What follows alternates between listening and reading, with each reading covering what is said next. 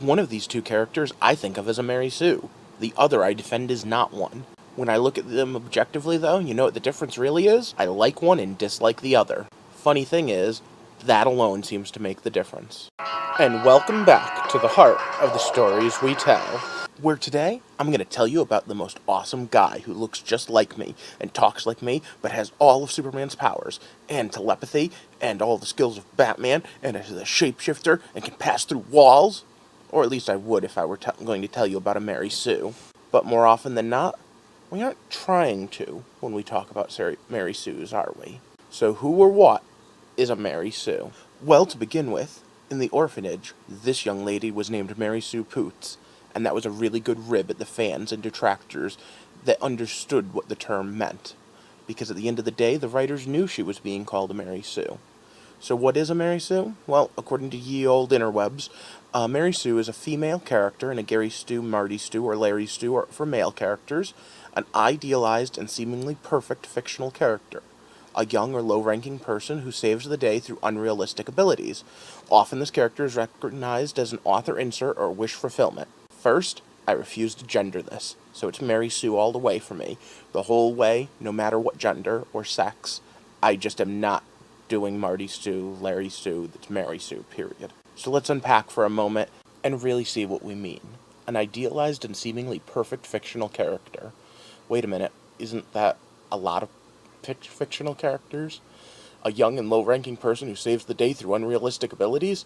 Hello, I think that's half our fantasy genre. Often this character is recognized as an author insert or wish fulfillment. Well, author inserts, I guess, not so much, although we are very familiar with those.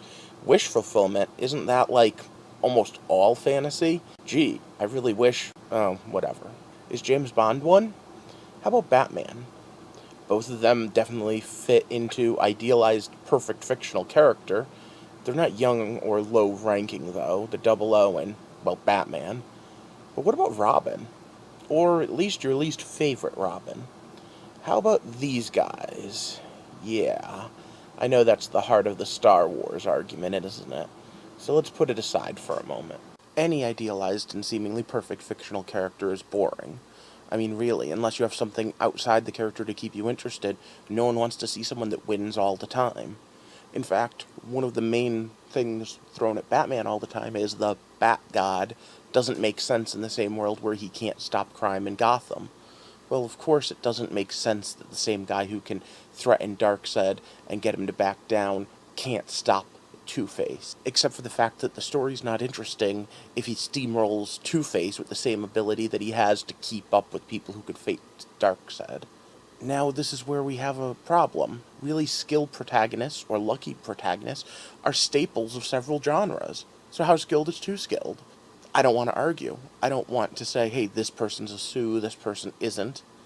At the end of the day, like I said at the beginning, I think that it all comes down to whether you like the character or not. Whether or not you're willing to have that willing disbelief. Because at the end of the day, if you like it, you're going to look right past the flaws. If a setting has superhuman powers or magic, your protagonist needs to either have them, or be able to circumvent them, or else your protagonist isn't a protagonist, he's dead. So, where does that leave us with what does a Mary Sue mean? Well, there are those that would tell you it means nothing. In fact, Ari Marmel, a writer, has said on Twitter many times now that we should retire the word Mary Sue. But I don't think that's quite right either. The word has a meaning. And even if we can't say for 100% sure this is where the line is that you cross, I think being able to relate, hey, I think this character is a Sue and here's why, has meaning. And as we walk through the heart of the stories we tell, sometimes we're going to disagree, and sometimes we're going to say, hey, I think this and you think that. And maybe that is part of the heart of the stories we tell. Interpretation. Difference between my point of view and your point of view on how the story works. When we see Batman and Robin, maybe we see a Mary Sue. When we see Luke and Ray, maybe we see a Mary Sue. At the end of the day, lots of people are accused of it. Maybe what it really just means is we're all taking different ways of looking at the same story. For now, I hope that that has given you some thought before you use that phrase again. Something to make you say, what is it about this character that I don't like? because no Elminster fan ever accused him of being a Mary Sue. But people who don't like Elminster probably sit there and say, he actually looks exactly like the author, and is the most powerful person ever, and lies to gods. But at the end of the day, if you really liked the character, would you care? You'd think the fact that he lied to a god, awesome. You'd think the fact that he has the most awesome powers and uses them and is still threatened by things would be awesome. A good test, at least in my mind, is pick out what you think is the most outrageous, powerful thing they did. If they didn't do that, if that was toned down, would you like the character better? Probably most times you're going to say no. If you say yes, you probably have a much better case at calling someone a Mary Sue than I'm used to seeing. So what can this tell us about the heart of the stories we tell? Quite a bit, actually. It can tell us that it's very easy to get thrown for a loop when you're trying to write someone that you want to be admired. And I don't think that it's something that's stuck in just fanfic and in talentless hack writers. I think some of the best writers do it. I think that it's very easy to get overblown and just go too far. As far as I'm concerned, the heart of every story has to have something, some little nugget. And I think even when there's a Mary Sue, that nugget is the wish fulfillment, is the dream. Everyone wants to fly, right? That's the superpower everyone always goes to when asked what superpower you want. As I sit here and think about it, I can think of 100 superpowers that I would want, but somehow it always goes back to flight. I hope that I've explained this term, and hopefully I won't have to use it often, except to say people are accusing this character and this is why.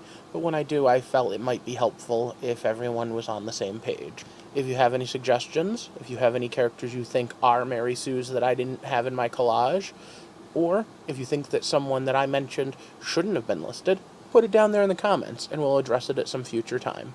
Until next time, thank you for taking this walk with me through the heart of the stories we tell. Good night.